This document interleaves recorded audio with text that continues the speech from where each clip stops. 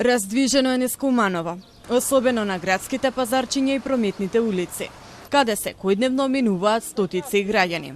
Додека едни безгрижно ги завршуваат врските, други велат дека внимателно ги чуваат личните работи, бидејќи стравуваат од кражби. Дел од граѓаните лично биле жртви на кражба и велат дека сторителите не биле откриени, додека други не слушнале за вакви случаи во нивната околина. Сигурно има кражби, во какво време живееме. Веројатно има кражби, само треба институциите да си ги преземат мерките за такви работи. Еднаш ми имаат украдено некои работи од продавница оставени во маркет. Никој ништо не презема по тоа прашање. Мотор А54 од подрум изнесен и никому ништо. И у полиција никој ништо.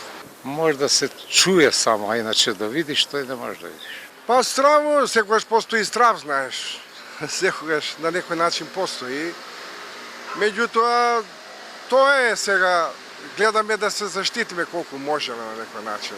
Носиме со себе некои документи, така да избегаваме да чуваме пари или другово кај себе.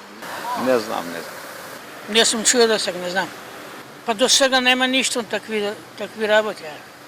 Понатаму дали ќе се деси, дали не, тој никој не може да знае. Според податоците на секторот за внатрешни работи Куманово, бројот на кражби во изминатите години се намалува. Најмногу кражби биле регистрирани во 2020-2022 година, по 193 случаи, додека во 2025 година бројката се намалила на 146. Кај тешките кражби, најмногу случаи имало во 2023 година.